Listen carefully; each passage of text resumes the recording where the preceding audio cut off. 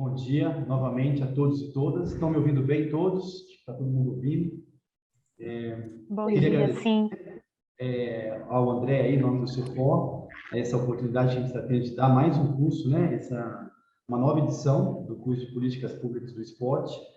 A gente já vem com esse curso desde 2018, né? Ao longo do tempo ele foi melhorando, foi se aprimorando. A gente tinha só uma parte de legislação esportiva mesmo, agora a gente está contemplando a questão orçamentária, o TCU está com a gente também, a Comissão do Esporte, vem participando e falando um pouco dos procedimentos, enfim, como é que funciona a comissão, tá? Bom, então, como o André disse, meu nome é Gabriel, eu trabalho aqui na casa, na consultoria legislativa, na área de educação, cultura e esporte, né? A gente trabalha para todos os deputados, prestando assessoria legislativa e fazendo pareceres, estudos, projetos de lei, discursos, né? A gente faz todos esses documentos para o deputado e faz todo o estudo da legislação concernente à nossa área de atuação, né? No caso, educação, esporte e cultura. Eu trabalho mais voltado com esporte, tá? E já venho dando esse curso aí desde 2017. É a primeira vez que o curso é à distância, tá? Todos os outros foram presenciais. A gente fazia aqui, né? Eu estou aqui no CEFOR, no Centro de Formação da Câmara dos Deputados. Acho que a gente ganha muito com a possibilidade de maior troca de informações, troca de experiências, com várias pessoas inscritas, né? Até sexta-feira aqui a gente tinha quase 80 inscritos já para esse curso. E o que eu achei interessante aqui, olhando os participantes, claro que eu não vou, a princípio, abrir para todo mundo falar 2 minutinhos, não acaba a aula, né? Já dá 3 horas. Mas, à medida que a gente for conversando, a gente vai se apresentando, e só para vocês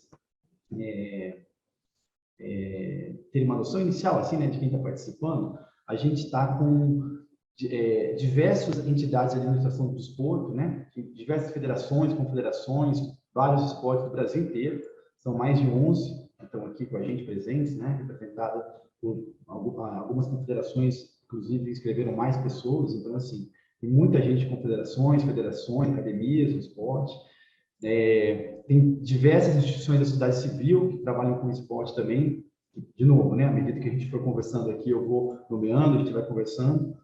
Tem também diversos órgãos aqui do Estado brasileiro, né? No TCU, diversos ministérios, Escola Superior de Guerra. A gente tem diversas instituições de ensino também, né? A gente tem a Unicamp tá aqui com a gente, várias entidades. E também, claro, né? A maioria dos inscritos são servidores aqui da casa, alguns eu conheço já, né? Trabalham com esporte aqui, né? Trabalham nas assessorias, em gabinetes, trabalham na administração da casa. Então, à medida que a gente for conversando no curso, as pessoas vão falando, né? Eu peço aqui para vocês aqui, nossa dinâmica, trouxe uma apresentação, né? Para a gente ter essa primeira aula, mas eu peço que vocês vão tirando dúvida, tá? Vão participando. Falar 3 horas com uma tela não é uma tarefa fácil. Então, vocês podem ir mandando ou pelo chat, ou vocês podem participar diretamente aqui falando, fazendo perguntas, tá? A ideia é que a gente possa fazer um curso bastante dinâmico e que a gente possa ir trocando informações, né? Até pela composição aqui das pessoas que estão participando, a gente tem muita troca de experiências a fazer. Eu me lembro que no último curso nosso, que a gente abriu a possibilidade para pessoas de fora, né, da casa participarem, foi aqui no seu próprio presencial, foi bem interessante também, que tinha pessoas de vários segmentos esportivos que puderam contribuir com experiências, enfim, com troca de informações. A gente vai procurando, ao longo desses dias que a gente vai estar junto, fazer essa troca de experiências, tá bom? Eu já vou aqui compartilhar com vocês, então, a apresentação. Gente, alguém tem alguma dúvida inicial, alguma coisa que queria comentar, antes de eu começar efetivamente a apresentação? Tá bem. Vou compartilhar com vocês aqui, então. Gabriel, posso falar uma coisinha antes? Lindbergh, Claro, bom dia. Claro. Oi, Lindbergh, tudo bem? Você está aí? Tudo jóia, Lindbergh? O secretário da Comissão de Esporte, um grande idealizador desse curso também. Legal, Lind, pode dar umas palavrinhas aí, sim. Bom dia a você. Bom dia a todas e todos. Você já fez a apresentação do curso, tá? Eu só queria destacar uma coisa bacana desse curso, é que nós que somos instrutores, né? E eu vou ser um dos instrutores aí, está programada a 6ª aula com vocês todos. Nós somos instrutores e também somos alunos, né? Então, hoje eu estou aqui como aluno, tá? E vou estar como aluno também na aula do TCU, tá? E sei que a Luciana, né, que também que vai ser uma das palestrantes em relação ao TCU, é uma das alunas do curso também, então ela vai poder acompanhar você, vai poder acompanhar eu, vai poder acompanhar o orçamento, né? Então, essa interação é muito bacana, né? Você lembrou bem, a gente começou lá atrás, em 2017, você com o curso de legislação, tá? E eu queria deixar aqui um registro, né, que essa ideia da gente avançar com esse curso surgiu de um projeto que eu fiz quando fui aluno do curso avançado de gestão esportiva no CAGE, lá do Instituto Olímpico Brasileiro, lá do COB, do Comitê Olímpico do Brasil. E aqui é muito bacana, e é uma honra ter vários colegas participando desse curso, né? Eu vi pela lista de inscrição que olha a qualidade que a gente tá tendo nesse curso. Pô, Vigílio, que é o cara responsável pelo triatlo, é o CEO, é o executivo, né? Tô vendo aqui o Ronaldo na tela, que foi o presidente da Confederação de Hipismo, né? Meus colegas, Marcelo, que era da Confederação de Desportos de Gelo, tem também o Davi, que é Davi Sampaio, que é do Exército, né? Um cara especialista e conhece muito do desporto militar, né? O Alexandre, que é uma das autoridades no desporto escolar, né? E essa segunda versão nós fizemos em 2019, né? Então, e agora eu fico muito satisfeito de ver, como você mencionou, essa questão da participação externa dos segmentos, com a possibilidade aí da gente fazer de forma por videoconferência, né? Ainda não foi possível fazer de forma híbrida, mas é um próximo passo aí que a gente vai dar, né? E aí, para finalizar, eu só queria novamente agradecer toda a equipe do CEFOR, do Centro de Formação e Treinamento, em nome aí do André, que fez essa apresentação para a gente, da Gabriela, da Tatiana, enfim, todas as pessoas que nos ajudaram a montar esse curso, tá? Então, faço uma finalização agradecendo a participação de todos vocês aí do segmento esportivo, a todos os colegas que fazem parte que estão na Câmara acompanhando essa questão do esporte conosco, tá? E passo a bola para o Gabriel e encontro vocês aí na 6ª aula, que é sobre a Comissão do Esporte. Bom dia, obrigado. Vai lá, Gabriel. Lindy, obrigado, viu? Lindbergh, eu acho que quase todos conhecem ele aqui, ele é uma referência no esporte, secretário da Comissão do Esporte há vários anos, um incentivador desse curso, uma pessoa que sempre está buscando novas iniciativas, novas parcerias, e que sempre está com a gente na comissão. Lindy, obrigado aí pela essa abertura. Eu acho perfeito você enfatizar isso, né? Somos instrutores, mas também somos alunos, eu também estou inscrito no curso, vou participar das outras aulas que você vai ministrar, o TCU, enfim, a consultoria de orçamento da casa, e a gente vai participar junto nesses próximos 10 encontros aí, tá bom? Então, vamos lá, eu vou compartilhar com vocês aqui a apresentação.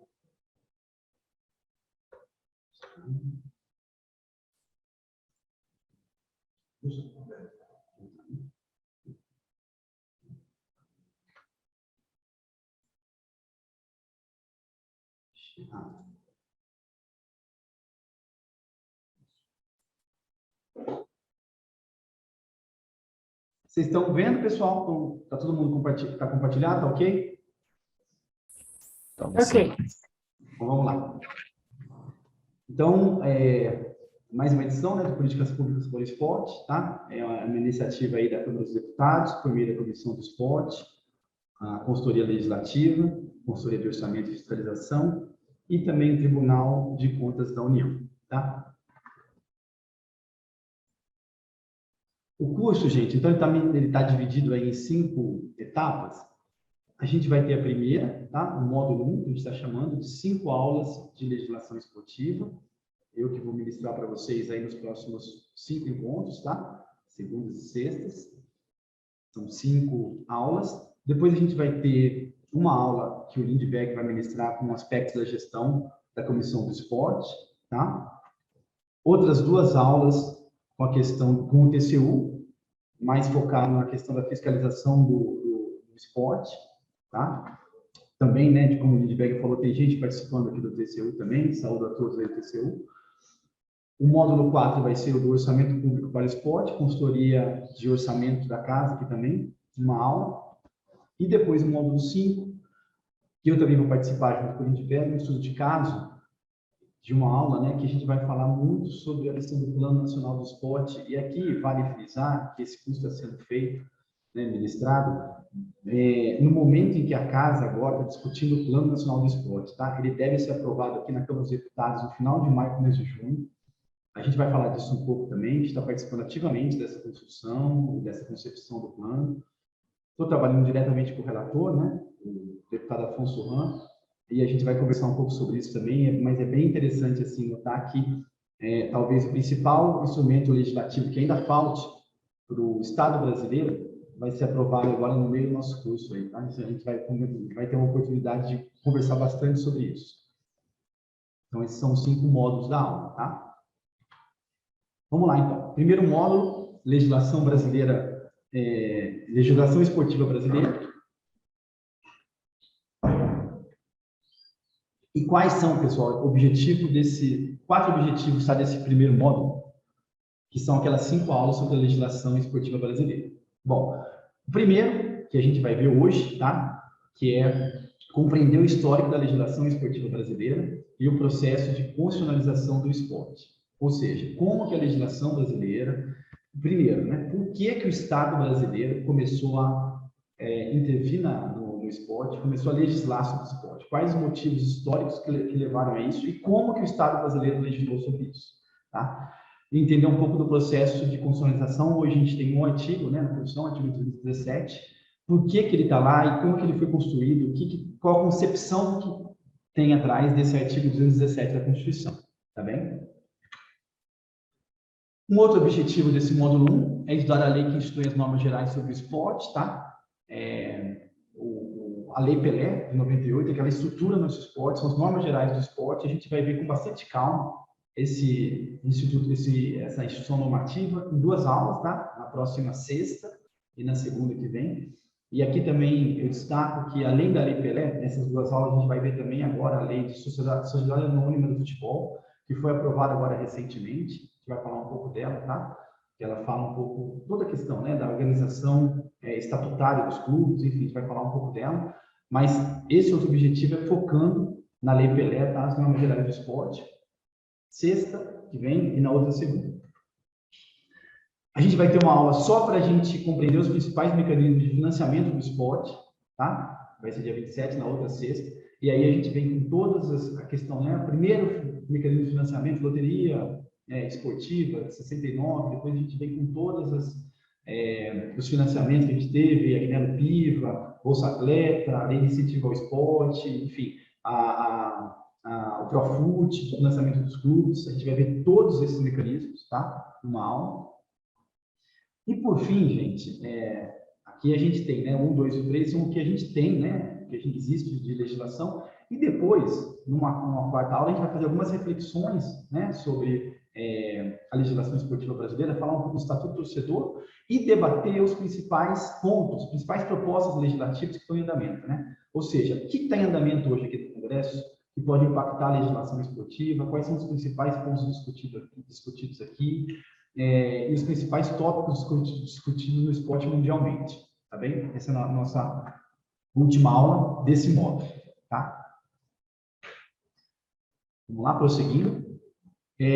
Bom, informações gerais sobre o curso, tá? Aqui vão ser aulas expositivas de 3 horas, com discussões temáticas. De novo, eu peço bastante a participação de vocês. Podem interromper, podem mandar no chat, podem ir falando, que eu vou respondendo aqui, tá? A gente combina aqui de fazer um intervalinho de uns 15 minutos, umas 10h30. Bom, a gente umas 10h30, a gente faz uns 10, 15 minutos de intervalo, a gente vê isso depois. Eu vou disponibilizar alguns materiais de leitura, né, como sugestão de leitura, ao final de cada aula. Depois dessa aula de hoje, vou disponibilizar 2 textos para a gente poder, vinculados à aula, né, para a gente poder aprimorar e aprofundar alguns tópicos, tá? Vocês vão ver que durante o curso eu tenho esses ícones aí, né? Esse primeiro aqui em relação a uma dúvida, né, que a gente vai sanando. Esse aqui é um estudo de caso.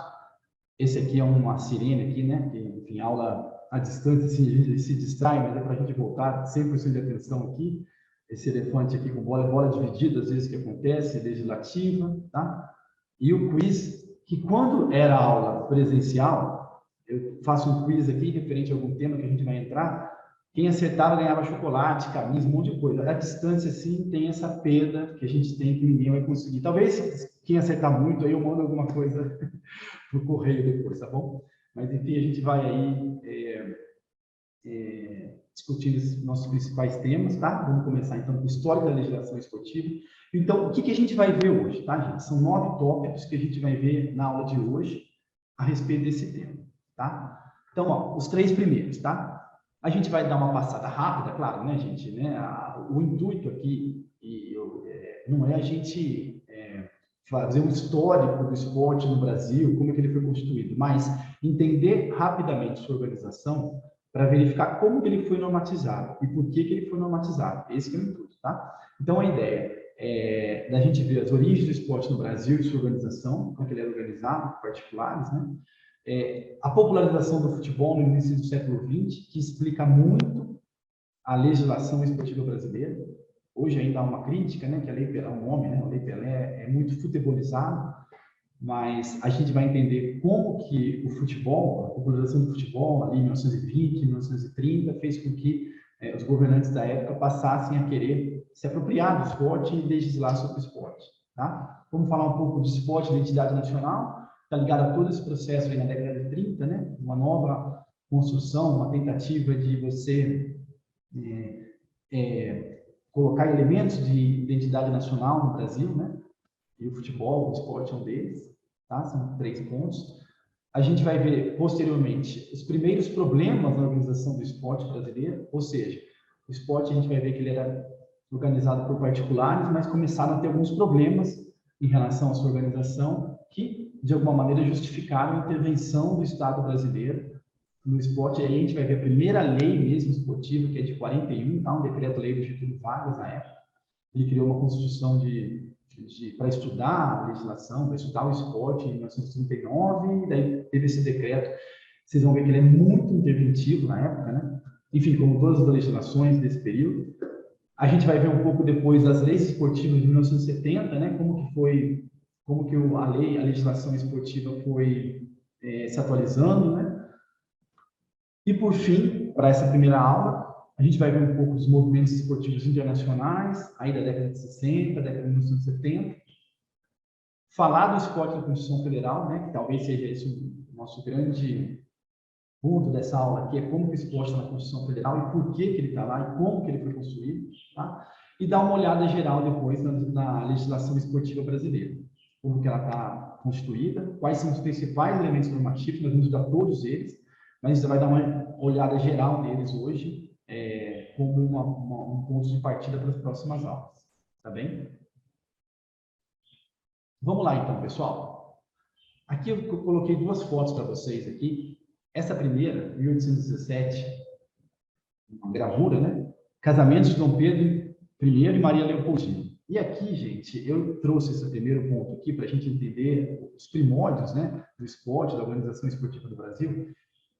Isso aqui, o principal evento desse casamento, do casamento dos dois, foi uma tourada, tá? Foi uma tourada. Então, assim, as touradas no Brasil eram muito frequentes no começo de 1800 e foi durante todo o século, até 1920, nós tínhamos ainda touradas no Brasil, era muito popular, tá? Então, uma prática, né, que a gente adotou, uma prática ibérica, né, que veio para cá e tinha muito aqui, gente, era muito popular. E às vezes a gente até perde um pouco da dimensão, né? Porque a gente pensa em tourada, obviamente a gente já pensa na Espanha, uma coisa que talvez não tenha sido nossa, mas foi bastante. Nos principais eventos aqui nossos, aqui do Brasil, nós tivemos a tourada, né? Era muito popular. E depois, aqui embaixo, eu coloco já o turf, também, que foi talvez assim, o primeiro grande esporte, vamos dizer assim, que entrou no Brasil nessa época. Isso aí nós estamos falando no século XIX, né? Início do século XIX.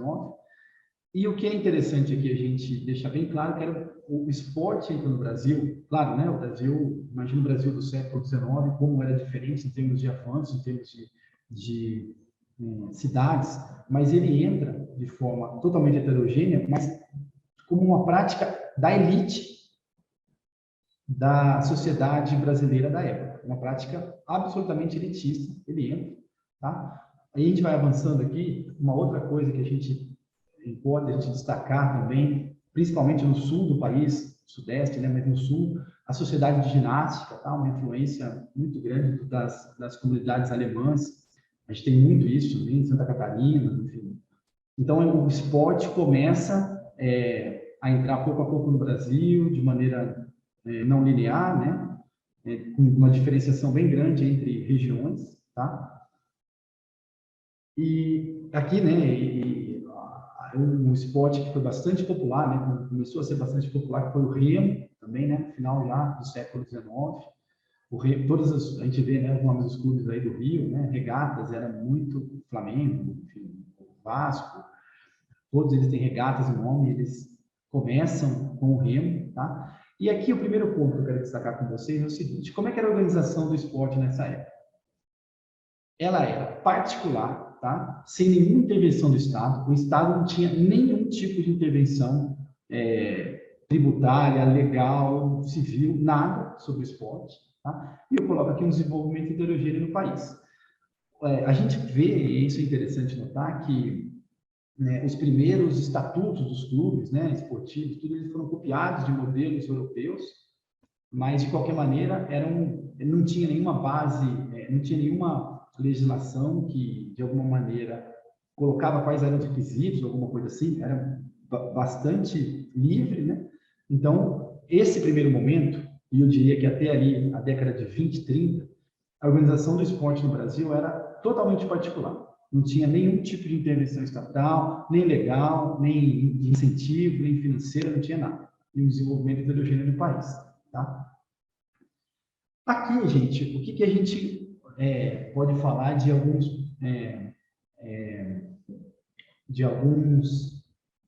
tipos, né, de regulamentações do Estado que a gente podia ter? Eu destaquei aqui o decreto de 1854, mas não era uma regulação do esporte brasileiro. Ele aprovava o regulamento das escolas do Exército. E aí, sim, você tinha alguma coisa em relação à cavalaria, né? Depois vai para o piso, mas você tinha cavalaria, você tinha algumas regulamentações em relação à esgrima, à natação, mas era tudo regulamentado no âmbito das escolas militares, tá? Eu trago isso porque, às vezes, alguém pode se deparar com um decreto que regulamenta esgrima de 1870, 1890, mas era no âmbito das escolas militares. A primeira legislação mesmo esportiva que a gente tem a gente vai ter só em 1941, tá? Aquela que a gente viu. Mas isso é que o esporte começa a se desenhar aqui no Brasil a regulamentação do esporte começa a desenhar no Brasil com esses dispositivos específicos no âmbito das escolas militares, tá bem? Vamos lá. Aí, gente, a gente ainda no outro ponto, que é a popularização do futebol no início do século XX. Então, a gente tinha lá, né? A gente tinha a cavalaria, a prática da cavalaria, tinha turf, tinha o remo, natação, que começavam a entrar no Brasil. O remo tinha bastante popularidade, de novo, esporte bastante elitista. E aí a gente tem o futebol, né? Aqui uma foto de 1895, primeiro jogo de futebol no Brasil, em São Paulo, tá? E aí a gente vai ver depois como que foi rápido, né, gente? Como que o esporte já caiu no gosto popular, foi muito rápido. Você quer uma foto de 1904, São Paulo Atlético, que não é o São Paulo de hoje, é um outro time que já não existe mais, tá? São Paulo também. Como que em poucos anos o esporte, o futebol, já começou a se tornar o esporte mais popular do país. E aí é interessante ver o seguinte, eu listei aqui os principais clubes de futebol em São Paulo no final do século XIX, tá? Isso em 1897, 1898. Quais eram os principais clubes aqui? Nenhum deles, gente, existe mais, tá? Todos, em algum momento da existência, eles pararam de ter atividade profissional de futebol. Era o São Paulo Atlético, o Mackenzie, Germânia, Internacional e Paulistano. O que é interessante notar disso, que eu trouxe, esse São Paulo Atlético, basicamente, era um time de anglo-brasileiros, né? Ingleses, né? Brasileiros. O Mackenzie era um colégio, né? Era Universidade Mackenzie. O Germânia era um clube vinculado aos imigrantes alemães. E os outros dois eram clubes da elite de São Paulo. Então, assim, os primeiros clubes de futebol brasileiro, que já não existem mais, eram totalmente voltados à prática esportiva pela elite. Eles não eram futebol amador, não aceitavam nenhum tipo de profissionalização, a gente vai ver isso depois. Mas esses primeiros clubes mostram um pouco da concepção do esporte, do futebol, logo quando chegou no Brasil. Tá? E depois isso, né? Só no Rio de Janeiro, o futebol chega em 1998, 99, em 4, 5 anos já são criados 70 times de futebol, né? Aí em todos os lugares do estado, não só vinculado à elite, tá? Então, esse aqui é só para a gente ter uma ideia de como que os primeiros clubes foram estruturados e a quem pertenciam, né? Que tipo de concepção que a gente teve no esporte brasileiro quando ele chegou aqui no futebol, né? Especialmente quando ele chegou aqui em 1895. E aí, gente, olha só. Bom, em 1895 a gente tem o primeiro jogo de futebol no país, né? Então, todos os esportes antes eram jogos de cavaleiros, né? Jogos remo, eram todos jogos que a elite se apropriava e tornava quase como uma peça de teatro, né? Enfim. E olha só, isso aqui em 1904, tá, gente? 1904. É uma notícia de um Jornal do Comércio aqui, olha. Antes de terminarmos essa notícia, temos de fazer uma grave censura a grande parte dos espectadores que assistiam ao match de ontem. Esses assistentes, por diversas vezes, vaiaram jogadores de juiz quando algum fato por ele praticado não era de seu agrado. E o que mais dói dizer, vergonha, notamos que até rapazes se excediam fazendo protestos pouco dignos de sua posição. Então, gente, vocês veem que em poucos anos aí, menos de uma década, a primeira briga que tem no futebol aí de torcida é 1905, 1906. Então, assim, o futebol realmente revolucionou o esporte brasileiro em todos os âmbitos, né? Você vê aqui que de uma concepção esportiva da elite, de um espetáculo, de um esporte como o remo, você começa com o futebol e já começa com todos, bom, que a gente conhece hoje, né, no futebol, mas isso já existia em 1904. Você já tem, para ter uma notícia dessa no jornal, vocês imaginem quantas vezes isso já estava acontecendo. Tá? Então, o futebol realmente cai no gosto popular e começa a criar as primeiras confusões aqui, né? E aí, interessante, olha só, Monteiro Lobato, em 1905 já, né? Eu estou trazendo esse quadro para ver como que o esporte, como que o futebol rapidamente ele se apropriou de tudo, né? Então, vamos lá.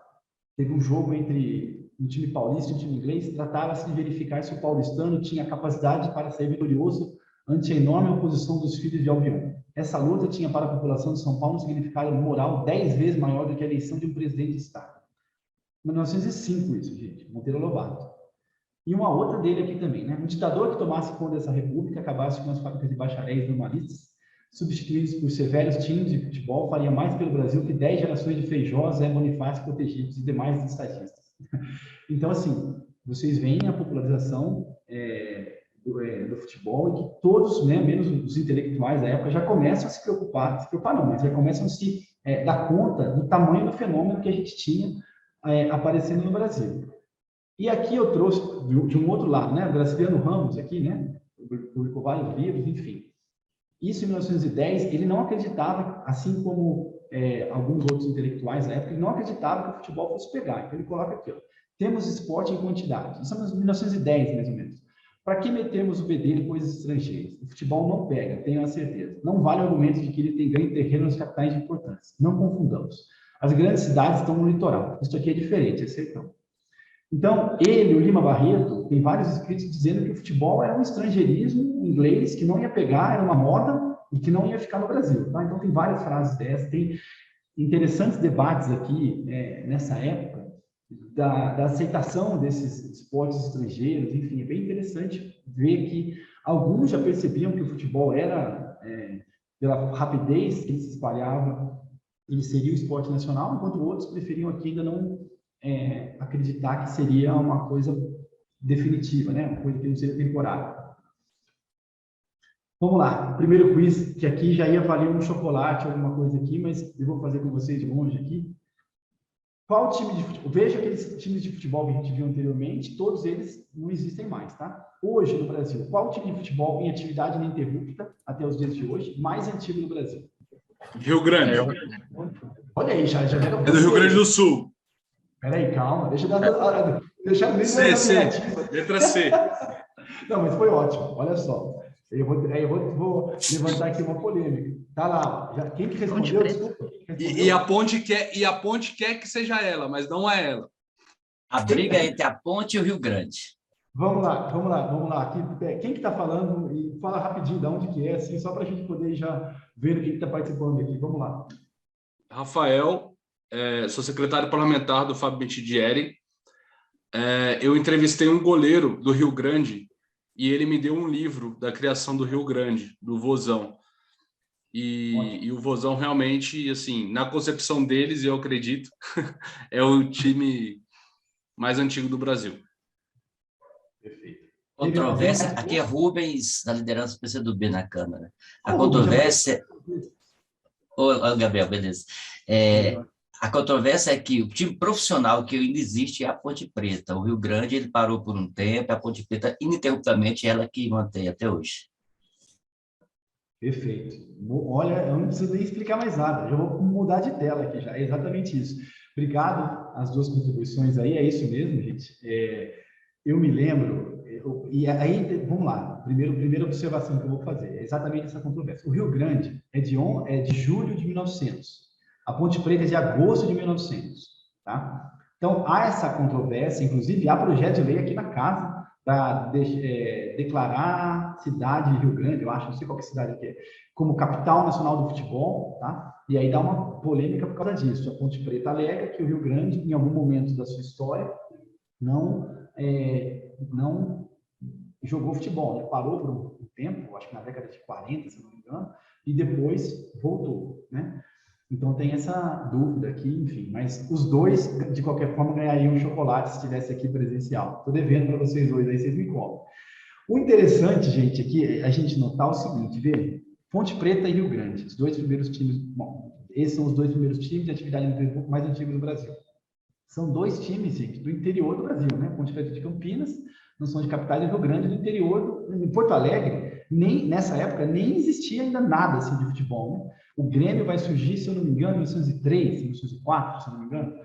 Mas, enfim, no comecinho do século XX, já então no século XX, esses dois times do interior aí são os mais antigos, tá? Que permanecem até hoje de maneira ininterrupta. E, de novo, né? Esse aqui podia ser uma bola dividida também, porque tem essa discussão aqui na casa, essa discussão extrapola, é interessante ver, são discussões apaixonadas aqui, né? Enfim. E eu ainda torço para Ponte Preta, sou de Campinas também, sofredor, mas vamos que vamos. Não podia ter falado isso agora, porque depois nós vamos ter outros quiz a respeito de assuntos assim. Vamos lá, gente, popularização do futebol.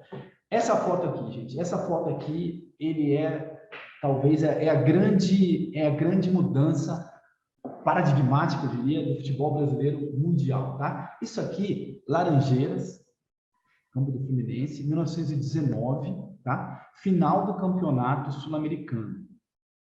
O primeiro título internacional do Brasil. Gente, isso aqui, a história sobre esse jogo é impressionante, assim, a gente tem até... O Pixinguinha tem uma música dele chamada 1-0, depois vocês pesquisem aí, chama 1-0, que ele compôs na noite desse jogo, quando o Brasil ganhou do Uruguai. O Uruguai era o grande time de futebol mundial na época, né? O Uruguai era quase imbatível. E o Brasil venceu o Uruguai por 1-0 nas Laranjeiras. E olha que interessante, o presidente estava nesse jogo, dizem aqui, relatos que esse jogo tinha 30 mil pessoas, que estava a cidade do Rio de Janeiro inteira presente nessa partida. O presidente declarou ponto facultativo, fechou jornais, fechou comércio, fechou tudo para ver esse jogo, tá? Então, hoje, quando a gente tiver Copa do Mundo agora, 2022, a gente fala, pô, vai fechar tudo. Na Copa de 1919 já fecharam tudo para ver, tá? E é muito paradigmático porque o Brasil começa internacionalmente a se projetar, tá? Eu coloquei duas fotos aqui para vocês. Essa primeira é na frente do estado de São Paulo e essa outra aqui na na Avenida Rio Branco, no Rio, para vocês terem uma ideia da quantidade de pessoas que acompanharam esse jogo do lado de fora. E, gente, lembrando aqui, era uma época, claro, televisão nem existia, mas também não tinha rádio. O rádio começa no futebol, a gente vai dar uma olhada nisso também, a partir da década de 30, tá? Então, todas essas pessoas que estavam aqui, eles colocavam grandes placares, entre aspas, que eles iam atualizando manualmente o que estava acontecendo. Escanteio, colocava lá, escanteio. Todo esse pessoal ficava assistindo isso, né? Ficava acompanhando isso. Esse aqui é o pessoal que não conseguiu entrar no jogo, né? Aqui no Rio de Janeiro, a foto à esquerda, e essa direita aqui, o pessoal em São Paulo, que ia sendo atualizado com o que estava acontecendo no jogo. Então, 1919, tá? Para a gente ver a dimensão de um esporte que chegou em 1895 no Brasil, né? Em 20 anos, 20 e poucos anos, ele já tinha tomado conta, basicamente, do esporte brasileiro, tá? Estou com uma luz aqui, enfim. Vamos lá. E aí, gente, olha essa frase aqui do Mário Filho. O remo era para os privilegiados, para os seres superiores, não para qualquer um como o futebol. Acabado o jogo, não havia casca de laranja, pedaço de pau, pedrinha no meio-da-rua que não levasse um chute. Aí estava a razão da popularidade do futebol, a vocação de todo mundo para ele. Vocação que se revelava à primeira vista como o amor. Gente, esse livro eu reputo como o principal livro brasileiro sobre o futebol, sobre o esporte, tá? É um livro, uma peça histórica fantástica do Mário Filho. Mário Filho, que deu nome ao Maracanã, por toda a sua luta pelo futebol, pela luta pela construção do Maracanã. O estádio chama Mário Filho. Irmão do Nelson Rodrigues, né? Mário Filho, irmão do Nelson Rodrigues, enfim, eles, os dois, né, escreveram crônicas maravilhosas, mas esse livro, que é de 1947, tá? É de 47 esse livro, já tem várias edições.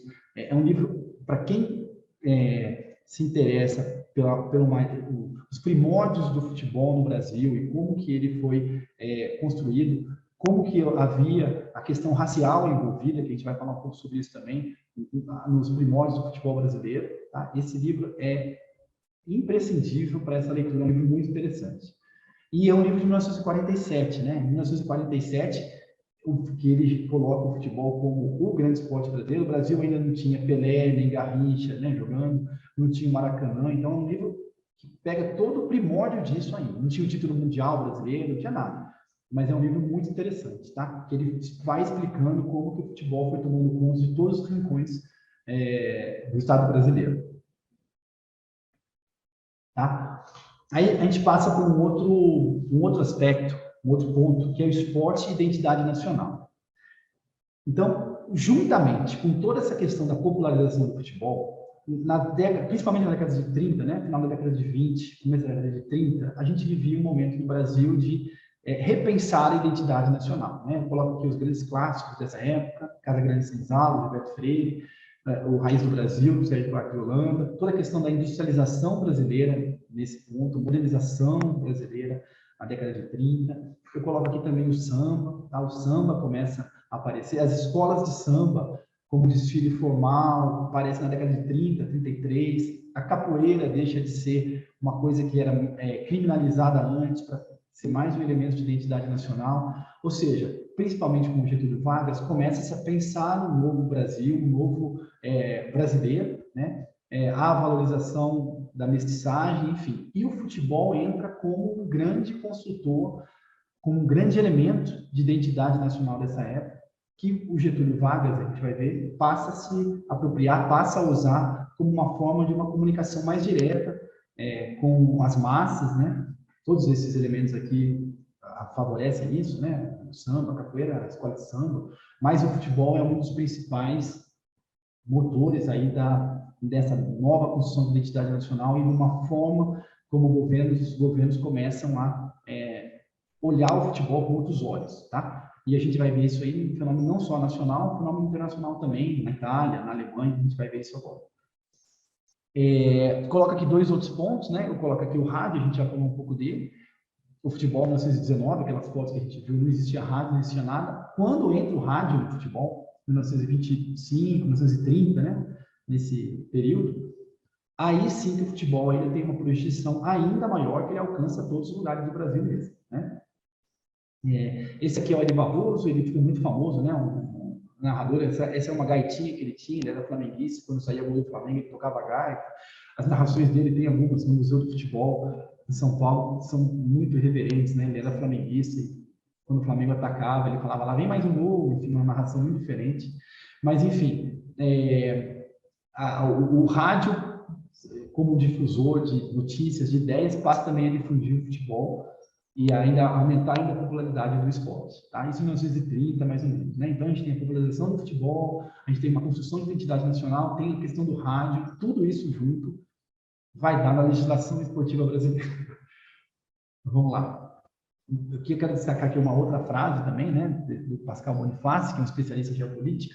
Não é fortuita a constatação que entre as primeiras manifestações de afirmação dos novos Estados independentes está a adesão à FIFA, encarada de forma tão essencial quanto a adesão à ONU, como se a definição de Estado não se limitasse mais aos 3 elementos tradicionais, território, população e governo, acrescentando também um quarto elemento essencial, uma equipe nacional de futebol. Tá? E aí, gente, o que a gente vai começar a ver agora em relação à organização do futebol brasileiro, tá? Que são os primeiros problemas na organização do esporte brasileiro. Ou seja, o esporte, né, especialmente o futebol, estava se popularizando e que era organizado por particulares, tá? Começou a ter alguns problemas em relação à sua organização, ao seu desenvolvimento, e a gente vai ver isso nos primeiros aqui. Vamos lá. Aqui, para quem não é tão familiarizado, né, esse é um pôster da primeira Copa, na Copa do Mundo, né, de futebol, que foi organizada no Uruguai, vencida por eles. O Uruguai foi campeão mundial em 1930, venceu a Argentina na final. O Uruguai era um timaço, né? O Uruguai tinha vencido as Olimpíadas, eles se consideravam tricampeões aqui, né, porque eles tinham vencido as Olimpíadas, não tinha Copa do Mundo antes, mas eles venceram as Olimpíadas, o futebol, né, as Olimpíadas de 24 e de 28. Em 30 eles foram campeões mundiais, então realmente eram berço do futebol, era lá. Mas o que acontece em relação ao Brasil nesse primeiro Mundial, né?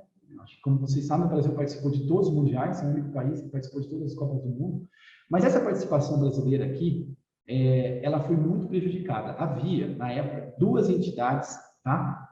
Eu não vou entrar muito nesse mérito, mas só para a gente ter uma visão geral, mas havia 2 entidades, basicamente uma paulista e uma carioca, que não se entendiam em relação à organização do esporte, a convocação de atletas, a questão de profissionalismo ou não. Então, a seleção brasileira, em 1930, ela foi representada apenas por uma parte de atletas, porque como não entrou em acordo com a Federação de São Paulo mandou seus jogadores, tá? Então, em 1930, o Brasil teve uma participação pífia aí, ganhou uma e perdeu outra, já saiu na primeira fase, porque não estava com o time completo, tá? Isso é um desintegro. Isso, basicamente, assinalava que, num contexto em que você tinha completa liberdade para você criar ligas e criar entidades de organização do desporto, como é hoje, né? E você não tinha entendimento entre dirigentes, quem era prejudicado era a seleção brasileira, era a representação brasileira no exterior, né? Isso começou a ser visto pelos governantes da época, especialmente pelo Vargas, né? Que percebia que, como projeção internacional do Brasil, era importante que a gente tivesse uma boa imagem no exterior, e se você tem um desentendimento entre dirigentes e não consegue mandar sua melhor equipe, isso prejudica o Brasil de uma forma geral, tá? Aí eu coloco aqui as Olimpíadas de 32, tá? Foram realizadas em Los Angeles, e aí é interessante ver o seguinte, tentaram, na época, conversar com Vargas para ter algum financiamento esportivo brasileiro, né? Na época que o Brasil não tinha, né, estruturado. Hoje a gente tem, as entidades são mais estruturadas, né? Enfim, mas naquela época, para vocês terem uma ideia, essa delegação do Brasil tinha 85 integrantes que foram de navio, né? E a única coisa que o governo tentou ajudar foi encher o navio de café e falar o seguinte: olha, que vocês venderem aí do café durante a viagem de navio, uma parte é de vocês, sabe? Então, foi esse o acordo. Encheram o navio de café, não conseguiam vender nada. E é interessante notar o seguinte: quando o Brasil chegou lá, ficaram sabendo, lá em Los Angeles, que tinha uma taxa de $1 por pessoa para ser paga. O Brasil não tinha. O representante do Brasil, na viagem, tinha $24 e ele conseguiu colocar 24 atletas para dentro só. Os outros, sei lá, 50, 60, continuaram no navio para tentar vender café e voltar para as Olimpíadas. Então, assim, era uma coisa bem pouco organizada, né? Depois, alguns conseguiram vender café, voltaram. Tem histórias, assim, de atletas incríveis, assim, nessa Olimpíada, mas que também denota, aqui no Brasil, uma falta de organização nessa época, que estava sendo vista pelos governantes, tá? 34, outro mundial, segundo mundial, realizado na Itália, a Itália ganha, tá? O segundo mundial, e novamente a gente tem o mesmo problema de 1930. a gente não consegue formar uma seleção unificada por questões internas, né, por dissidências internas entre entidades que administram o esporte no Rio e de São Paulo. Novamente, a gente não consegue mandar. E em 36, gente, nas Olimpíadas de Berlim, né,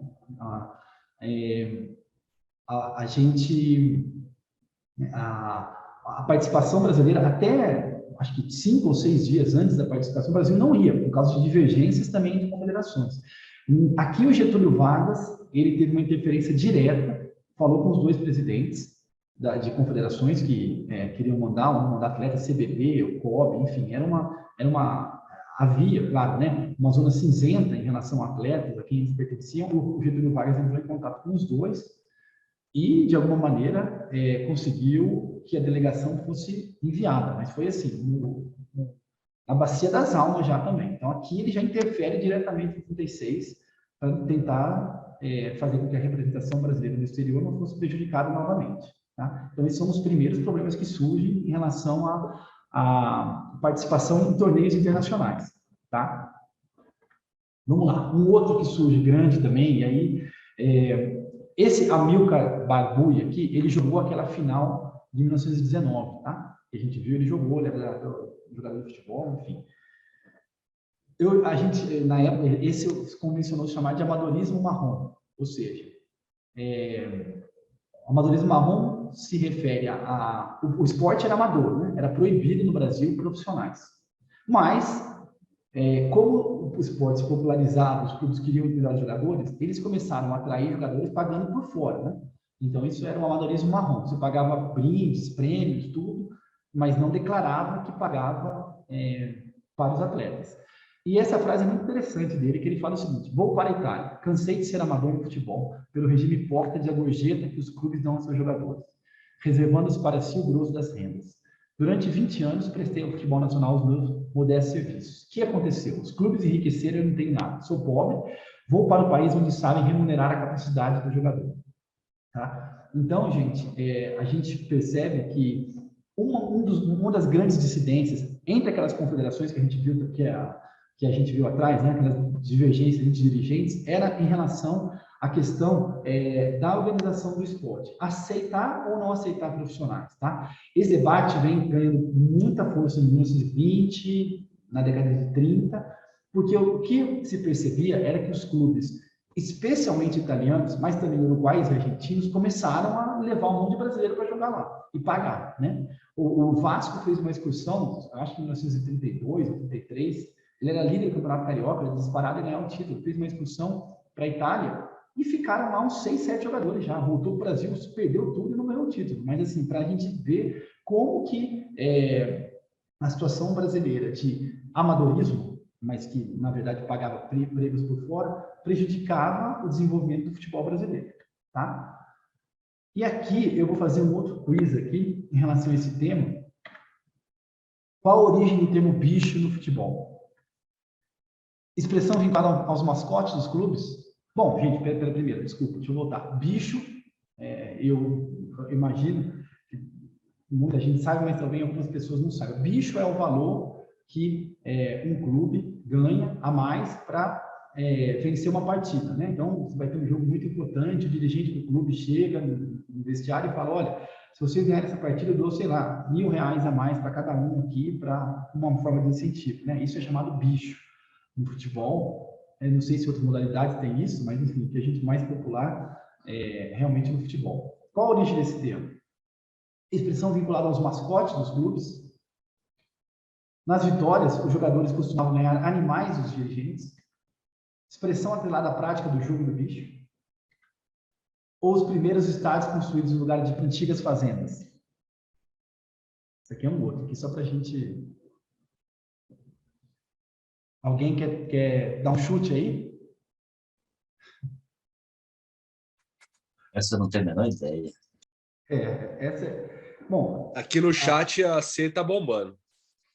Ah, tá, eu não tô vendo. Onde está o chat? Deixa eu ver o chat aqui, né?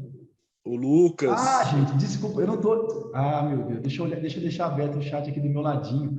É que eu tô com a apresentação aberta aqui e eu não consigo te olhar aqui. Desculpa, gente. Ah, tá bom. Desculpa, eu estou vendo algumas mensagens agora, gente, peraí. O São Paulo Futebol Clube é o resultado da junção do Clube Associação Atlética das Paineiras e do Clube Atlético Paulistano. Tá, Rubens. Obrigado, Rubens. Estou vendo aqui todo mundo ser. Boa. Gente, basicamente é isso, tá? A expressão atrelada ao jogo do bicho. Mas, também, assim como na outra, eram possíveis duas alternativas, também há diversos relatos históricos que, para não dar dinheiro para os atletas, não caracterizar a profissionalização, os dirigentes davam bichos mesmo, animais de verdade, davam uma vaca, davam um cavalo, uma cabra, eles davam bichos para os atletas, tá? Bichos de verdade, mas a expressão mais correta realmente é atrelada ao jogo do bicho, tá?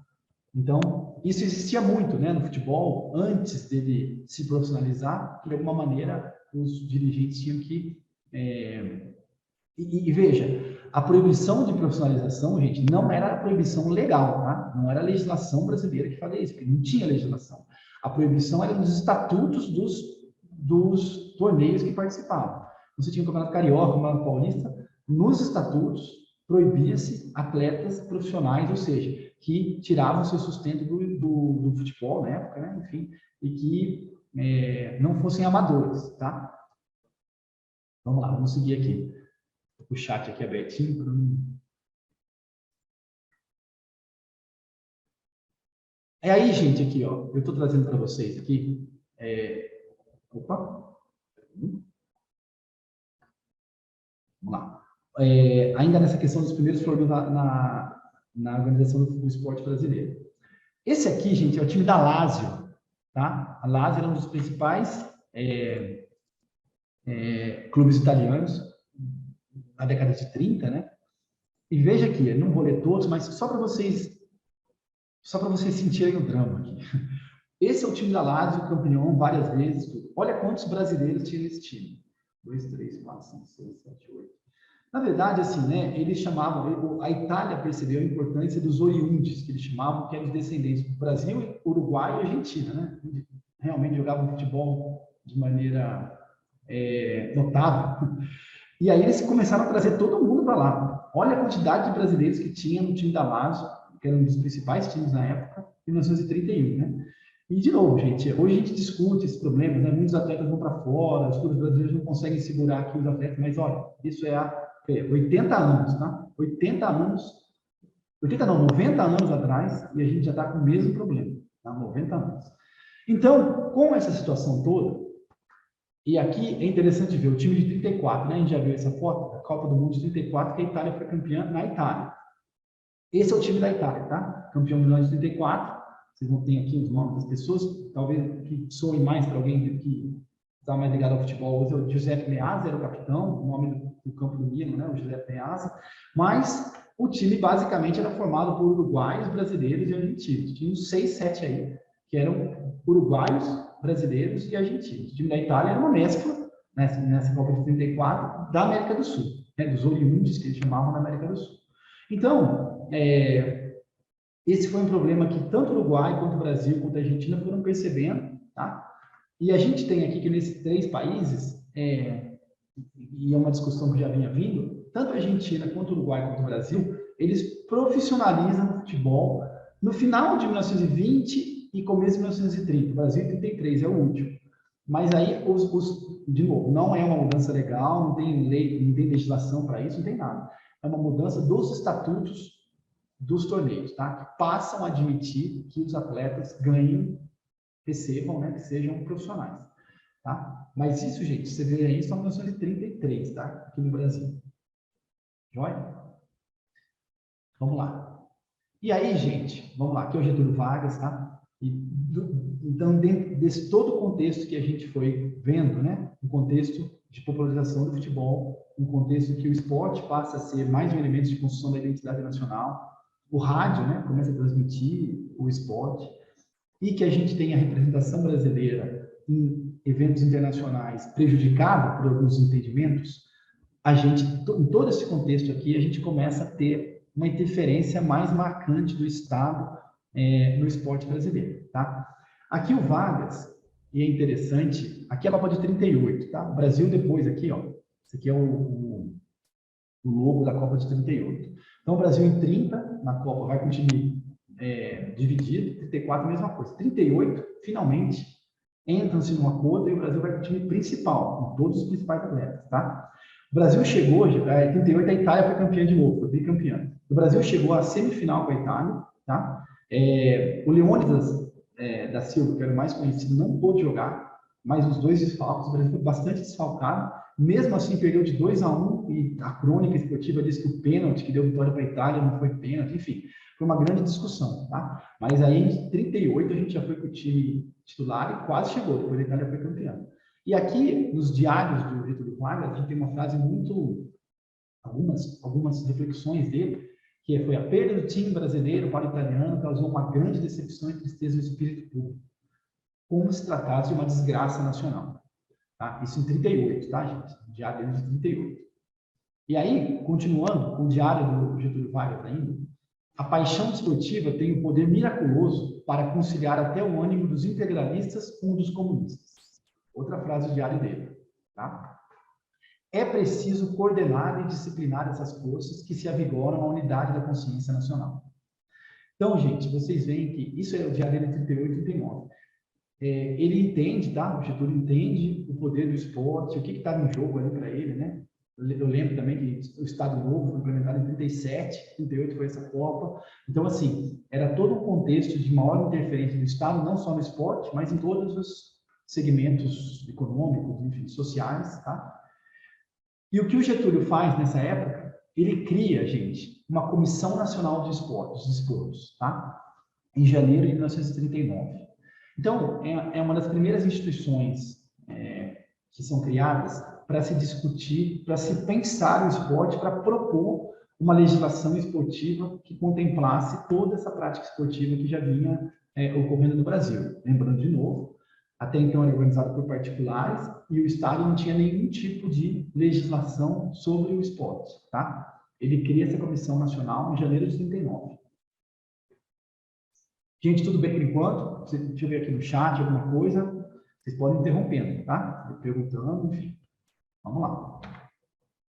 E aí, aqui é um estudo de casos, 2 casos bem interessantes, tá? Primeiro, sobre a Copa do Mundo de 38, que foi realizada na França e que a Itália foi bicampeã. O Mussolini, gente, que era o líder italiano na época, ele foi, talvez, o primeiro chefe de Estado, o primeiro líder político a perceber a dimensão e a importância do esporte. Desde 1922, 23, ele já percebia isso, tá? Como que o esporte seria importante para legitimar a ordem interna, para trazer a população, trazer as massas mais próximas a ele, tá?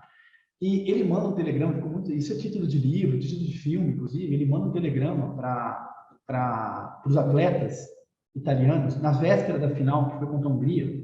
O telegrama tinha alguns incentivos, mas o melhor era vencer ou morrer no final.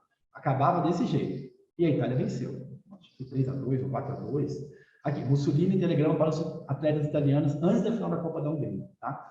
Então, o que eu estou colocando aqui é para a gente ver que é verdade, sim, o Getúlio começou a utilizar o esporte, começou a fazer grandes manifestações esportivas, mas ele tinha exemplos a serem seguidos. O principal, certamente, era o Mussolini. Não tenha dúvida que Mussolini foi a grande inspiração, tanto para os primeiros diplomas esportivos brasileiros, quanto para o próprio Getúlio Vargas interferir no esporte, tá? Outra frase muito interessante aqui do Goebbels, ministro da propaganda do Hitler, depois de uma derrota da seleção alemã para a Suécia em 42. 100 mil pessoas, na Alemanha, né? 100 mil pessoas deixaram o estádio em estado depressivo. Vencer uma partida é mais importante para o povo do que capturar uma cidade em algum lugar do leste. É muito ilustrativo como que todos os governantes passavam a entender o esporte, passavam a querer apropriar de alguma maneira aqui o futebol. Mas, de novo, a gente vai ver aqui o Mussolini, ele é o grande vanguardista dessa questão da interferência do Estado no esporte, tá? E a gente vai ver aqui deixa eu só ver uma coisa aqui. Aqui, gente, eu trouxe algumas fotos também nessa época do Getúlio Vargas, aí 39, 40, 41, o Getúlio Vargas, ele usava as principais datas, né, do país, o 1º de maio, especialmente, mas também o aniversário dele, enfim. Ele usava algumas datas para fazer grandes eventos, né? No 1º de maio ele anunciava salário mínimo, CLT, anunciava várias coisas, mas ele sempre fazia isso em estádios, tá?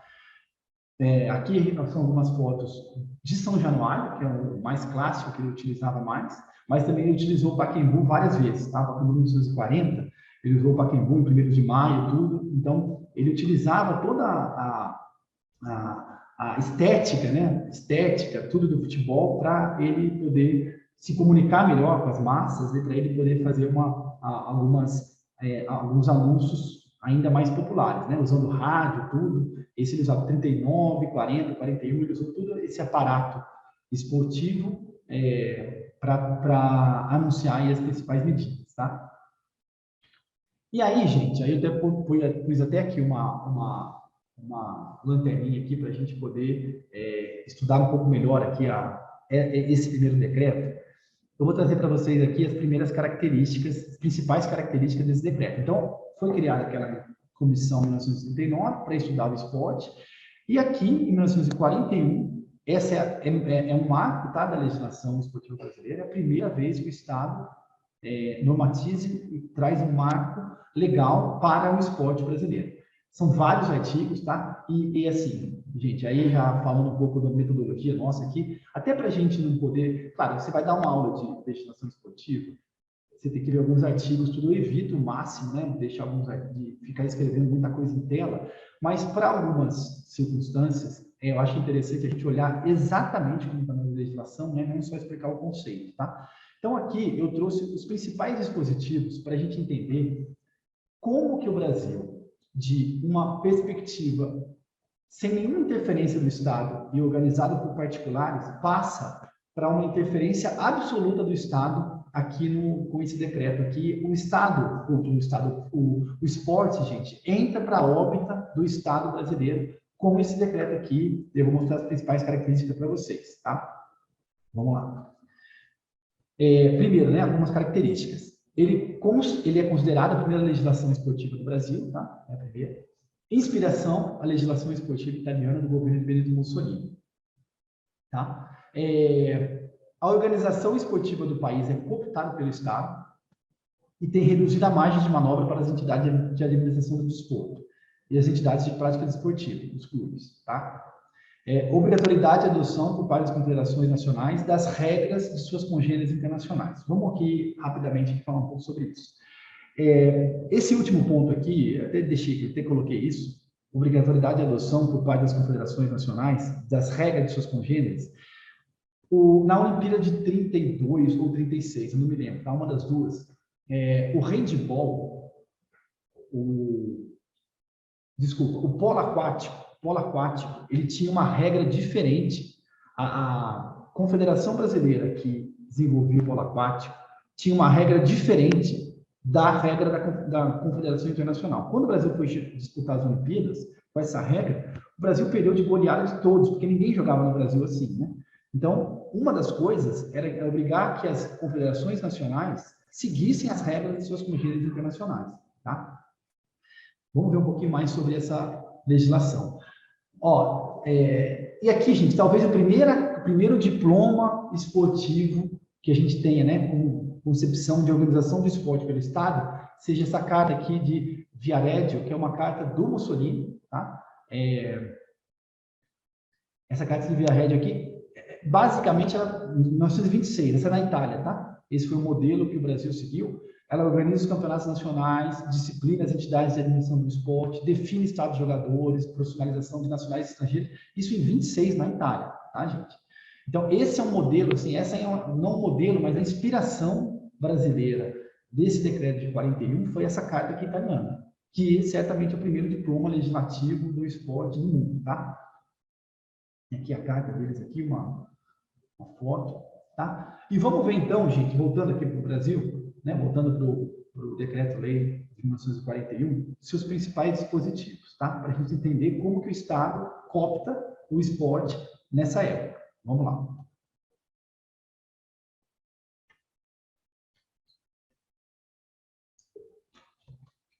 primeiro, né, ele institui o Conselho Nacional de Desportos. O Conselho Nacional de Desportos, por 40 anos quase, foi o grande órgão mais poderoso assim, do esporte brasileiro. Ele centralizava tudo, todas as principais decisões.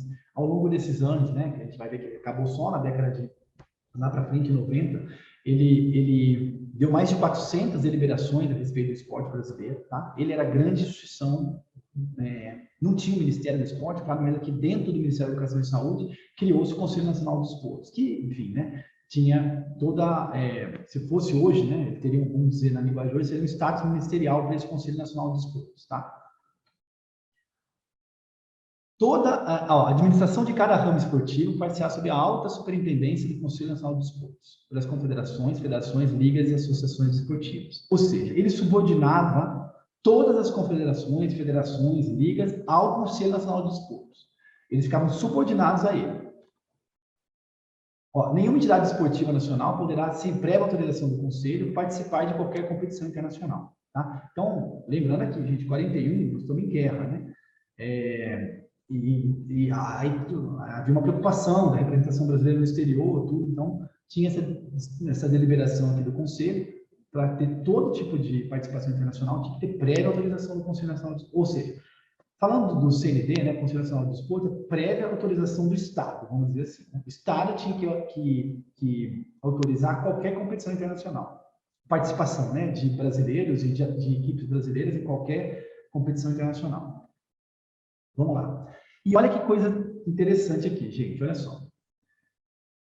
Por lei, foram criadas e instituídas essas confederações aqui.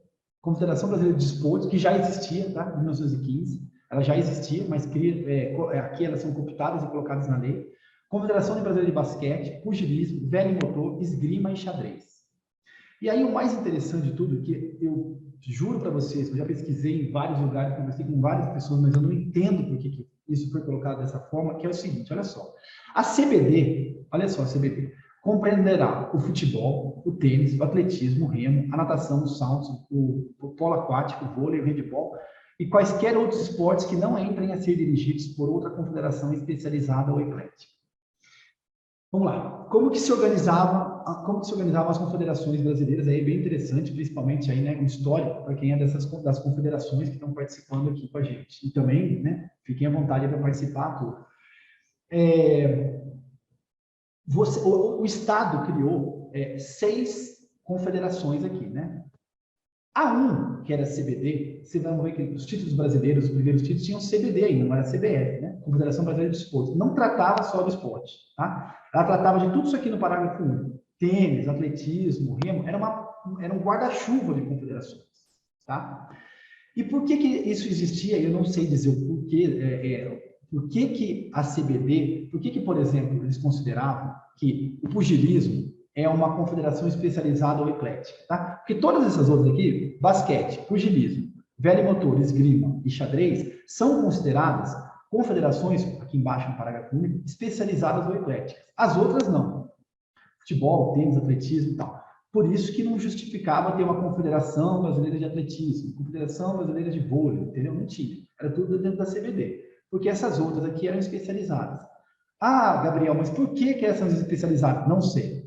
Se alguém, por favor, algum dia descobrir por que essas daqui eram especializadas, eu gostaria muito de saber, mas, enfim, foi concebido na época, tá, que a CBD ficaria, talvez, né, eu acho que aqui tem mais razões políticas do que razões técnicas, mas, enfim, foi concebido que a CBD ficaria responsável por todos esses esportes aqui que a gente está vendo abaixo, tá?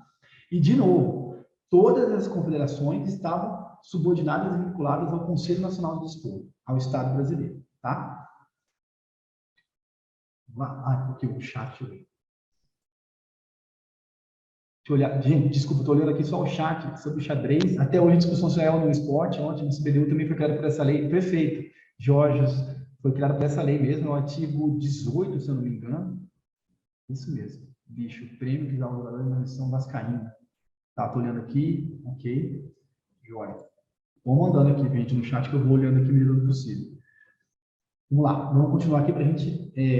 a gente acaba de ver esse decreto aqui, depois a gente faz uma pausa aqui, tá, gente? Vamos lá. Mais alguns dispositivos, tá? O artigo 46, veja só, toda matéria relativa à organização desportiva do país deverá ser regulada por lei federal. Tá? Hoje, também a gente vai ver ainda hoje, né, a Constituição brasileira, que União, Estados e municípios podem legislar sobre esporte, cada um, né, com competências diferentes, mas em 41, todo o esporte só podia ser regulado por legislação federal. Não dava margem para estados e municípios regulamentarem o esporte, tá? Olha aqui, esse outro que é interessante. A entidade esportiva exerce uma função de caráter patriótico. Essa é a concepção do esporte na época, caráter patriótico.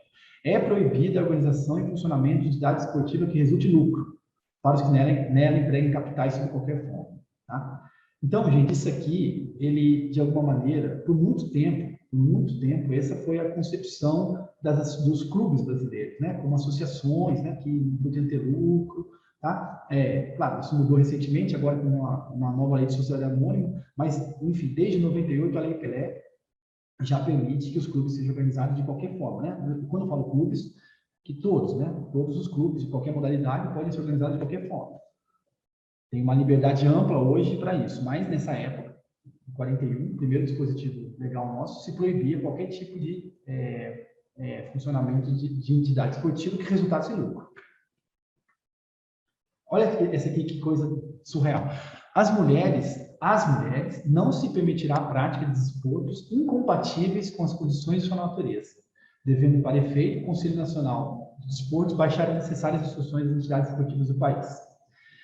Essa foi uma regra geral, tá? Que não foi, nessa época, decreto de 41, artigo 54, mas ela não foi regulamentada. A gente vai ver aqui onde ela foi regulamentada. Eu já volto aqui com a questão da prática das mulheres, mas só para vocês terem uma ideia, quais eram as práticas incompatíveis, a gente vai ver depois. Futebol era uma delas, tá? O futebol era proibido para mulheres no Brasil até 79. É muito incrível. Agora, né, 79, em termos de história, foi ontem, mas era proibido por causa dessa regulamentação aqui, ó, esse artigo 54, tá? A gente vê isso com mais calma depois. Vamos lá, profissionalismo, com dispositivos desse... compete principalmente ao Conselho Nacional de Desporto incentivar por todos os meios o desenvolvimento do amadorismo como prática, ao mesmo tempo exercer rigorosa vigilância sobre o profissionalismo, com o objetivo de manter dentro de princípios de moralidade. Gente, a única palavra profissionalismo, profissional, tal, nessa lei é aqui que está.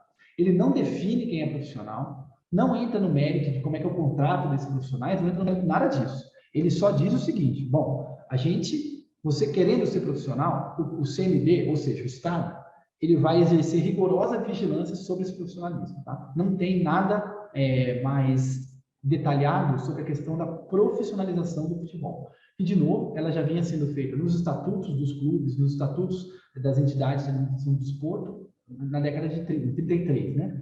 Mas a lei, ela não define profissional, não fala nada disso, só deixa de maneira bem genérica esse ponto, tá? Outra coisa que a gente tem também aqui, ó, vinculados ao Conselho Nacional de Desporto. Em 1945, gente, 45 já, tá? Aquela lei de 41. Em 45, elabora-se o Código Brasileiro de Futebol e cria-se a Justiça Desportiva. A gente vai ver na segunda aula, vai estudar um tópico específico sobre justiça esportiva, vai entender como é que ela funciona, quais são os requisitos, as características dela, tá? Não vou entrar nesse mérito hoje. Mas o que é importante a gente dizer que, veja, uma criação que é de 45, justiça desportiva,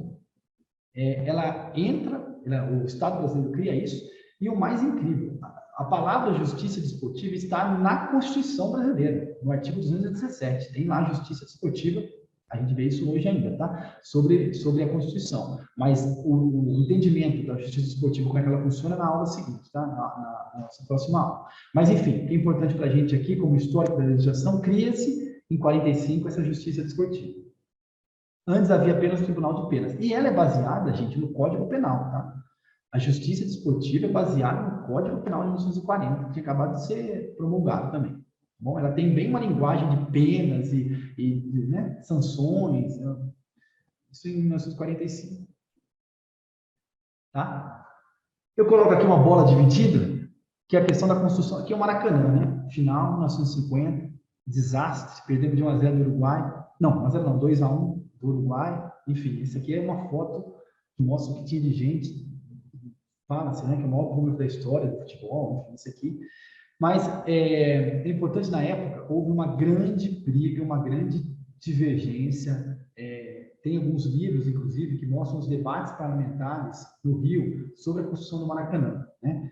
Basicamente, haviam duas propostas, uma era do Maracanã dessa forma, né, o Maracanã de hoje, que ficou pronto dias antes da Copa do Mundo. A Copa do Mundo começou em julho de 1950, o Maracanã ficou pronto em junho, final de junho, mais ou menos, né? Foi inaugurado com um monte de... com várias obras ainda a serem terminadas, mas enfim. A outra concepção que havia do Maracanã era um estádio muito menor, em Jacarepaguá, que era defendido na época pelo Carlos Lacerda, e o Maracanã, dessa forma, as figuras que mais defenderam, mais conhecidas, né? Foi o Mário Filho, né? Que foi um grande idealizador do Maracanã, uma grande pessoa que brigava pelo Maracanã, e também o Ari Barroso, aquele da Gaitinha que a gente viu, da Aquarela do Brasil, fez muita coisa, né? Uma figura muito importante na nossa cultura.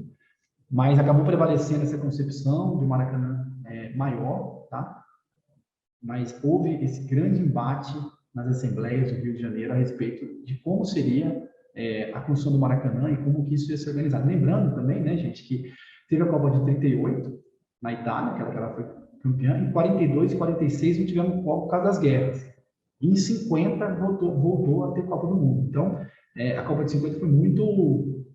a importância dela para o esporte, para a FIFA, foi muito grande, porque voltava-se, depois de 12 anos sem competições, voltava-se a Copa do Mundo no Brasil. A gente perdeu aqui a final de 2-1. Tinha sido a pior derrota da história da seleção brasileira até o 7-1.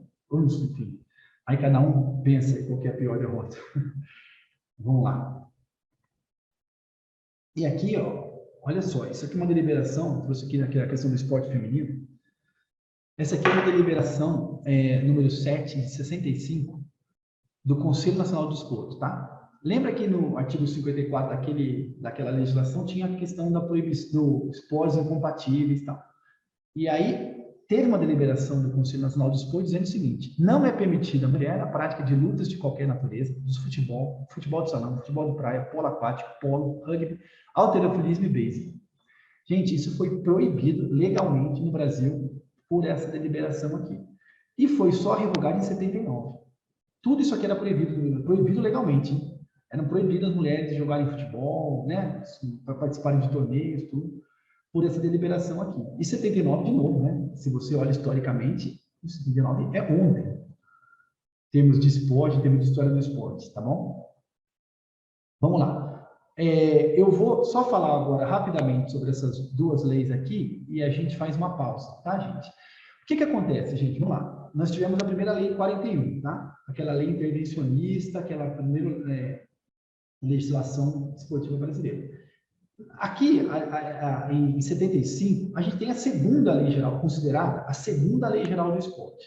Eu vou deixar só um tópico dela aqui, porque assim, para os nossos objetivos de aula, o que vale dizer dessa lei é o seguinte: ela institui uma política nacional do esporte, reitera as atribuições do Conselho Nacional do Desporto e mantém um viés completamente intervencionista. Todos os principais conceitos da lei de 41 são mantidas aqui nessa legislação. Eu até tinha selecionado alguns artigos, mas são muito parecidos, gente. O que vale para a gente é o seguinte: em 41 a gente teve a primeira legislação esportiva muito intervencionista, em 75 a gente tem a segunda. Em 75, eu nem vou destacar muita coisa, porque ela mantém o mesmo caráter de intervenção do Estado, tá? Você tem uma atualização de linguagem, de algumas coisas, de 41 para 75, mas o viés é o mesmo, tá? Em 76, a gente tem uma outra lei, não é uma lei geral do esporte, mas é uma lei que regulamenta as relações de trabalho dos atletas de futebol, uma lei muito específica, tá? Essa lei, gente, ela cria o famigerado passe, tá? O que é o passe, para quem não está familiarizado com a linguagem do futebol aqui? Vou ler e depois explico. Entende-se por passe a importância devida por um empregador ao outro pela cessão do atleta durante a vigência do contrato depois do seu tempo. Gente, vamos lá. Eu vou explicar isso aqui rapidamente, tá? A gente vai ver na aula seguinte também, na Lei Pelé, como que hoje eu contrato esse trabalho de atleta profissional, independente do esporte, tá? Utilizando-se dos artigos da Lei Pelé. O contrato, hoje você faz um contrato com um clube de 3 meses a 5 anos, e nesse intervalo de tempo, se algum clube quiser, a gente chama, né, popularmente, como comprar o jogador, mas você quebra o contrato dele pagando a multa rescisória e você traz o atleta para o seu clube. Você paga uma multa rescisória e pronto. Tem um contrato de 3 meses a 5 anos, se tiver 2 anos de contrato, você paga uma multa referente àquele contrato e traz o atleta. Tá? Antes não era assim. O passe, ele prendia o jogador até ele fazer um contrato com o atleta por anos e ele não saía do clube, a não ser que o clube aceitasse a oferta de um outro clube, certo? Então, aqui, ó, olha aqui, ó, terá passe livre ao fim do contrato o atleta que, ao atingir 32 anos, tiver prestado 10 anos de serviço efetivo ao último empregador. O atleta entrava no clube, gente, e não saía mais. A gente pensa, às vezes, né, esses times históricos brasileiros, Santos, do Pelé, né, o Palmeiras, o Flamengo, enfim, esses times que tinham, não mudavam, né, era o mesmo time, mas muito disso era em relação à lei do passe. Não tinha, era muito difícil um atleta ser vendido, né, porque tinha que ter uma concordância do clube e o clube não vendia. O valor lá em cima não vendia. Então, a gente tem aqui a lei do passe de 76. De novo, a gente vai entrar nisso detalhadamente, de como funciona hoje o contrato de atleta profissional. Amanhã não, na sexta, né, na segunda aula, a gente vai ter isso bem detalhado de como funciona o contrato de trabalho de atleta profissional. Mas, por hora, é interessante a gente ver que essa lei de 76, ela estipula esse passe. Muita gente aqui, né, na Câmara, né, os deputados, eles chamavam a lei do passe, né, falavam, o futebol ainda não teve sua lei áurea, eles falavam isso, que era regime de escravidão, porque o atleta entrava no clube e não conseguia sair. Não tinha como o atleta, antes, né, na vigência dessa lei aqui, ir para uma outra agremiação, tá? Era muito raro. E aqui também tem uma estipulação de luvas, aqui entende-se por luvas a importância paga pelo empregador ao atleta na forma do que for convencionado pela assinatura do contrato.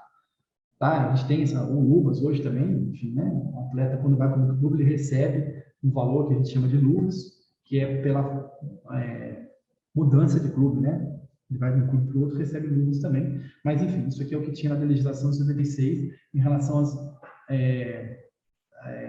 às relações de trabalho dos atletas de futebol. Tá?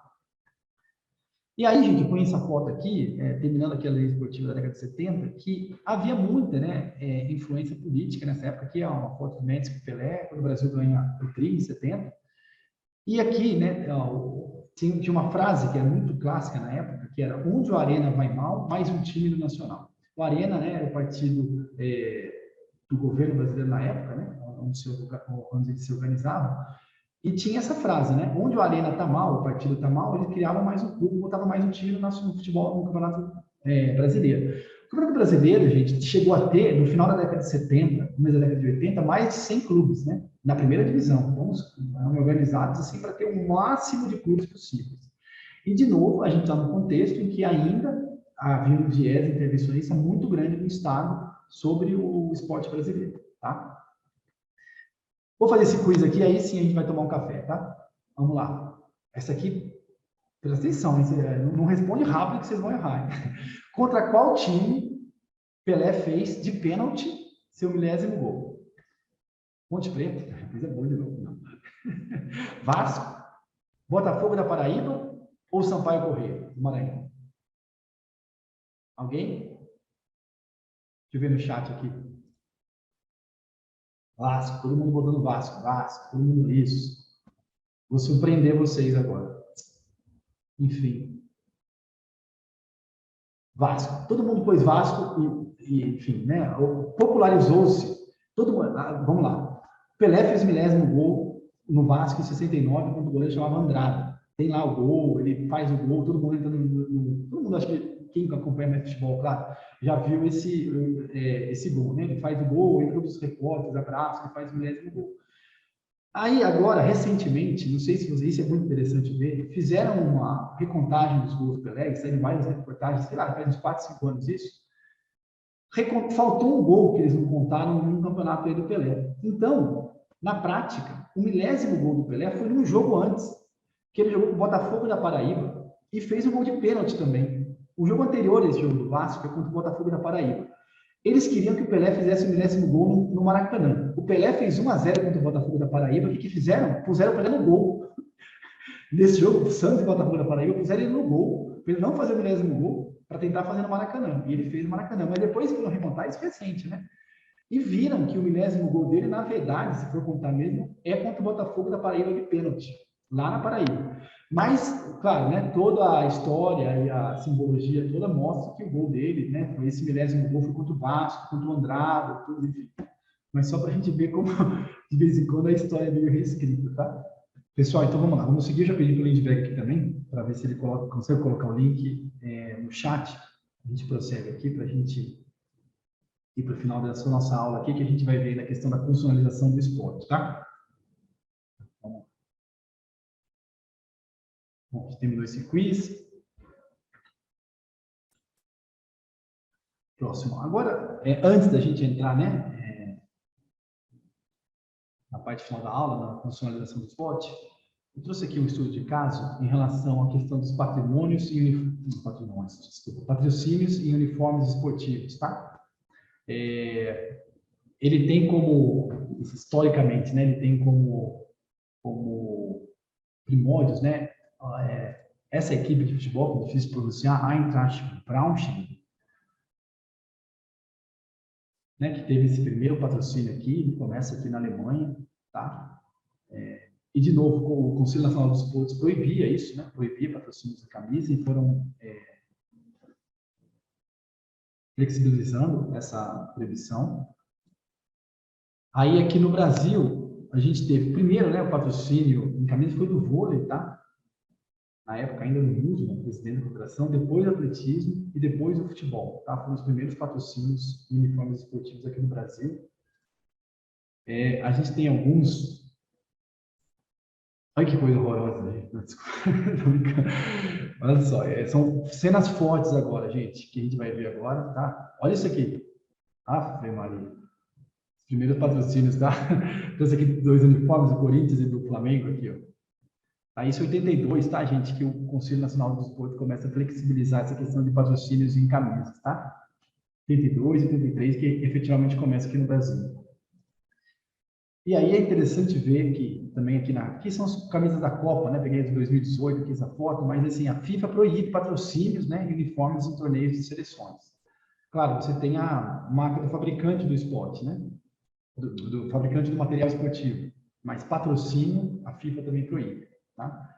E é interessante ver um caso aqui do Brasil, olha só que coisa curiosa. Essa aqui é a camisa de 82, né, do Brasil. Vocês veem aqui, né? Zico, Tele Santana, o Sócrates. Olha, reparem no símbolo do Brasil. Tá vendo aqui? O Brasil tinha esse Instituto Brasileiro do Café, na época, como patrocinador. E colocou esse símbolozinho aqui. Aí a FIFA brigou com o Brasil e avisou que não podia patrocínio, né? Nem pequenininha, tal. O que o Brasil fez? Daí colocou dentro do escudo. Lembra disso? Vocês lembram disso? E aí, por um tempo, ficou esse patrocínio dentro do escudo para não dizer que era patrocínio, para dizer que fazia parte do logo. Mas aí teve que tirar depois, né? Mas por um tempo nós jogamos desse jeito, com um logozinho aqui da Instituto Brasileiro do Café, né? Enfim. E aí, gente, aqui é a evolução, né, dos logos. Eu coloquei aqui a CBF, por que eu coloquei, fiz essa opção aqui, né?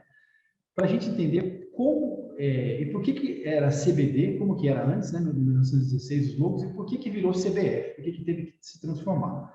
Veja só, os primeiros títulos do Brasil, né, a gente conquistou com a CBD ainda, tá? Os 3 primeiros. Só em 79 que muda para a CBF, mas por que muda? Lembra que a CBD era aquela confederação brasileira com uma diversidade imensa de esportes que ela administrava, né? Tinha uns 7, 8 esportes que ela administrava.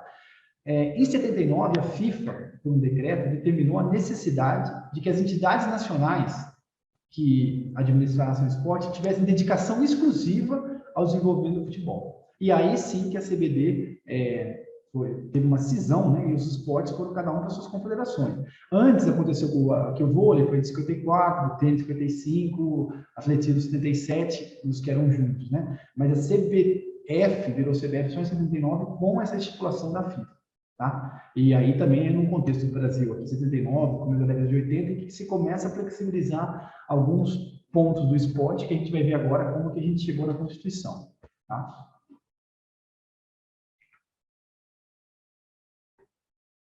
O ponto 7 do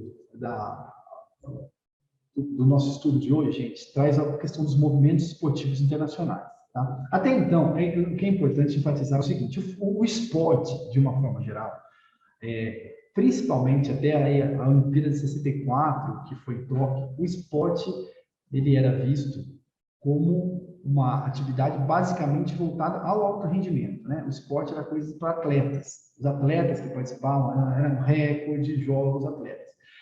Com alguns estudos e alguns movimentos ao decorrer da década de 60, decorrer da década de 70, a gente foi flexibilizando isso, e o mais paradigmático de todos esses é o chamado movimento esporte para todos, que surgiu na década de 60 na Noruega, que pregava exatamente isso, né? Pregava um pouco dessa questão da importância do esporte para a questão de saúde, para a questão de entretenimento, para a questão de integração, para a questão de educação. Então, são vários pontos que o esporte poderia contribuir com a humanidade, de uma forma geral, sem ter essa questão dessa esportivização, dessa competição exacerbada que se percebia que o esporte estava tomando. Então, vários movimentos começam com isso, eu destaco esse aqui, Esporte para Todos, na Noruega. A gente teve o Manifesto do Esporte também, em 68, na França. Esse Manifesto do Esporte, ele traz a questão do esporte educacional, ou seja, não só o esporte praticado em escolas, né, mas também como é que o esporte ele pode ser uma ferramenta de educação, de inclusão social. Então, você passa a ter algumas outras concepções esportivas que você não tinha antes. Você se vinculava basicamente à questão do esporte de alto rendimento, né? Então, o esporte começa a se popularizar como prática de quem quer um pouco mais de saúde, mais qualidade de vida. E esses estudos aqui são pioneiros nisso, esses movimentos começam a tentar levar o esporte para uma outra vertente que não seja tão competitiva, tá? E aí, gente, a gente tem um documento paradigmático a respeito disso, que eu vou até compartilhar com vocês, é um dos documentos que eu pretendo enviar, é a questão da Carta Internacional de Educação Física e Esporte, da Unesco, está em 78, e que, no fundo, ela é uma compilação de todos esses movimentos, desses estudos que já vinham sendo feitos ao longo da década de 60, de 70, e que a Unesco passa a adotar a partir dessa Carta Internacional de 71. Tá? Então, basicamente, o artigo 1º, que a prática da educação física e do esporte é um direito fundamental de todos. A educação física e o esporte constituem um elemento essencial da educação ao longo da vida no sistema educacional como um todo. Tá? Então, a gente passa a ter algumas outras concepções esportivas que a gente não eram tão enfatizadas antigamente, principalmente a partir dessa Carta Internacional de Educação Física da Unesco, e que teve, gente, uma grande influência sobre a Constituição brasileira, sobre o artigo, né, 217 da Constituição brasileira, que trata do esporte.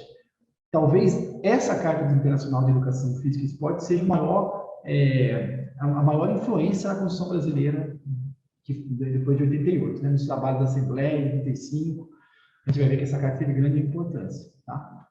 E a gente já vai para a Constituição brasileira, tá? Vamos lá. A gente teve, gente, aí, a partir de 85, a Assembleia Nacional Constituinte, uma série de entidades que vieram participar aqui no Congresso, tá? A gente tem uma concepção constitucional do esporte, tá? Até então, o esporte nunca tinha entrado como direito, como política pública em nenhuma Constituição brasileira, tá? A gente teve diversas constituições, né? Desde o Império, enfim, mas a gente teve várias, e nenhuma delas tratava do esporte como política pública. Então, tem até um livro aqui no Congresso enorme sobre as principais audiências públicas da Assembleia Nacional Constituinte que conceberam a Constituição brasileira, não só do esporte, mas de todos os assuntos, meio ambiente, tributação, enfim, educação. E é interessante a gente analisar no âmbito esportivo, quem que veio aqui participar dessa Assembleia Nacional Constituinte. E a gente viu uma série grande, na época, de confederações, federações, justiça esportiva, árbitros, cronistas, todos vieram aqui em audiência pública. Foram várias audiências públicas aqui no Congresso, tá? 75, para conceber essa política esportiva, conceber o esporte na Constituição brasileira. E aí, gente, de novo, a gente tem hoje um artigo na Constituição integralmente dedicado ao esporte, tá? Que é o artigo 217. E quais são os fundamentos funcionais do esporte e como é que isso foi evoluindo? Primeiro, está lá no artigo 17, a gente vai ver depois, a gente vai ver o texto do artigo, tá? Mas eu queria discutir esse conceito com vocês. O primeiro é a questão da autonomia esportiva. Veja, a gente veio de uma organização do esporte que, desde os seus primórdios, que a gente viu lá atrás, até 1941, aquele primeiro decreto do Getúlio Vargas, teve total liberdade de organização pelas entidades privadas e que seguiam seus próprios regulamentos, suas próprias leis internas, vamos dizer assim. De 41 até a Constituição, até 88, a gente teve um período de intensa interferência estatal no esporte, como a gente viu